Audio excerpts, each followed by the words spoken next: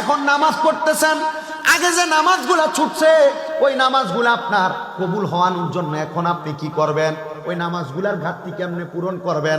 ওলামায়ে কেরাম একসাথে একটা সিস্টেম তৈরি করে দিয়েছেন, একটা নিয়ম নির্ধারণ করে দিয়েছেন। কোনো মানুষ যদি মসজিদের মধ্যে প্রবেশ করে ফজরের নামাজের সুন্নতরা পড়ার আগবর্তী সময় অথবা পরবর্তী সময় 2 রাকাত করে উমরি কাজা নামাজ আদায় করে, তার পূর্বের প্রত্যেক বছরের প্রত্যেক দিনের প্রত্যেক ওয়াক্তের নামাজগুলা আদায় করা হয়ে যাবে। সুবহানাল্লাহ বলেন। এজন্য প্রত্যেক নামাজের সুন্নত নামাজের পরবর্তী সময়ে আপনারা চেষ্টা করবেন 2 রাকাত করে নামাজ আদায় করার জন্য। এই নামাজটা আদায় করলে দেখবেন আপনার পূর্ববর্তী নামাজ যা সেরেছেন এই নামাজগুলো আপনার আদায় হয়ে যাবে, এই নামাজগুলার কাজা আদায় হয়ে যাবে। হযরতে ফতে আলী সুবহানী বলেন, সে 21 বছর মানুষের চোখের আড়ালে ছিল, 21 বছর পর্যন্ত চোখের আড়ালে ছিল। সে 21 বছর এই ঘরের মধ্যে লুকিয়ে লুকিয়ে ইবাদত করেছে, তবে তার কোনো খবর আমরা তোমাদের কাছে দিতে পারবো না। শোনো ও জগতের মানুষ, তোমরা শুনে নাও, দুনিয়ার জমিনের মধ্যে চলাফেরা করা অবস্থায় সে তোমাদের সাথে যেভাবে চলুক আর না চলুক, সে যে নামাজ আদায় করেছে, তোমরা মুসলমান হিসেবে উচিত তার নামাজের জানাজার মধ্যে উপস্থিত হওয়া। সবাই একসাথে ওই ব্যক্তির জানাজার নামাজের মধ্যে উপস্থিত হইয়া তার জানাজার নামাজ পড়া তারা যখন দাফন করার জন্য গেলেন, হযরতে ফতে আলী সুবহানী রহমতুল্লাহ আলাইহি বলেন, তার কবরের মধ্যে তোমরা কেউ নামা লাগবে না, আমি একা তার কবরের মধ্যে নামবো। কারণ কি? বলে তার কবরে যদি কোনো বেনামাজি নামে, তার কবরে যদি দুনিয়ার জমিনের কোনো নিকৃষ্ট ব্যক্তি নামে, বেআমল ব্যক্তি নামে, হয়তোবা এই আল্লাহর বান্দা এটাকে পছন্দ করবে না।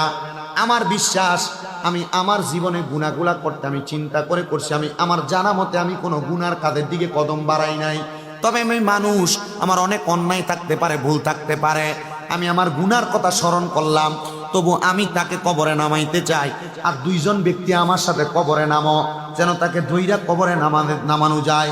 তবে ওই 2 ব্যক্তি নামবা যে 2 ব্যক্তি কমপক্ষে 40 দিন পর্যন্ত এক ওয়াক্ত নামাজও কাজা করো নাই। এবার 2 আল্লাহ তাআলার বান্দা সহ হযরতে ফতে আলী সুবহানী ওই আল্লাহর বান্দারে কবরের মধ্যে নামাইলেন। ওই 2 ওঠার পরে কাফনের কাপড়ের বানগুলা ছুটে দিয়া আল্লাহর বান্দা যখন উপরের দিকে উঠে যাবেন, এমন টাইমে ফতে আলী সুবহানী বলেন, ওই হাম্মাদ নামক আল্লাহ পাকের খাস বান্দাটা আমার হাতটার মধ্যে খাপ করে ধরে ফেলছে। উনি মারা গেছিলেন, উনি মারা গেছিলেন না, কিন্তু বলছেন কবরে শোয়াইলাম, মাথা পশ্চিম মুখা করে দিলাম। 2 উঠে গেলেন, কিন্তু উনি আমাকে, আমি উঠে যাবো এটা আমার হাতে ধরে ফেলছে। উনি আমার হাতে ধরে উঠে বসলেন। আত-তাযকিরাতুল আউলিয়া নামক কিতাব আল্লামা ফরিদউদ্দিন আত্তার রহমতুল্লাহ আলাইহির লিখিত কিতাব। ওই কিতাবের মধ্যে এই ঘটনাটা সুন্দর করে লেখা। উনি কবর থেকে এভাবে উঠে বৈশা আমার কাছে বললেন, হে আল্লাহর বান্দা ফতে আলী সুবহানী, শোনো, আমি ইন্তেকাল করার পরে আল্লাহ তাআলা যদি আমাকে আমার 21 বছরের ইবাদতের জন্য কোনো জাযা প্রদান করে, মানে কবরে যাওয়ার পর আমাকে আল্লাহ তাআলা যদি কোনো নেয়ামত দান করে, কবরে যদি জান্নাত দান করে, আল্লাহ তাআলার অসংখ্য নিয়ামত হুর গিলমান আমারে দান করে, তাহলে আমি তোমার কাছে এই কিছু কিছু দানের, কিছু কিছু রহমতের, কিছু কিছু বরকতের ভাগ আমি তোমাকে দিব। ফতে আলী সুবহানী বলে, আমি ওনাকে কবরে আবার দেখলাম, শুয়ে গেল নিজে নিজে।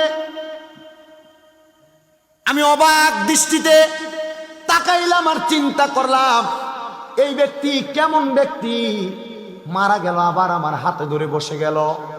আমি ওই দিন থেকে টানা 3 দিন পর্যন্ত ঘুমাই নাই। এ 3 দিন আমি আল্লাহ তাআলার অঢেল পরিমাণে ইবাদত করে কাটাইলাম। কিন্তু আমি শুধু চিন্তা করলাম, আফসোস করলাম, কে এমন ব্যক্তি মারা গেল, মারা যাবে এই খবর আমার আগের দিন যে বইলা আসলো, আবার এখন কবরের মধ্যে আমাকে উইঠা বলছে যদি আল্লাহ তাআলা তারে কোনো ভালো জাযা দেয়, সে এটার নিয়ামত আমারে কিছু দান করবে। অনেক নিয়ামত। উনি বলতেছেন, আমি 3 দিন পর্যন্ত না ঘুমায়া আল্লাহ তাআলার ইবাদত কইরা আমি চতুর্থ দিনের দিন যখন রাত্রবেলা ঘুমানোর চেষ্টা করলাম হচ্ছে না, আমি এবার আল্লাহ তাআলার কাছে একটা নামাজের নিয়ত করলাম, যে নামাজের নাম তাহাজ্জুদের নামাজ। ফজরের আগে যেটা পড়ে, এই নামাজের অসংখ্য বরকত। নবীজি বলছেন, আমার উম্মতের যদি কষ্ট না হইতো, উম্মতের জন্য তাহাজ্জুদের নামাজ আমি ফরজ করে দিতাম।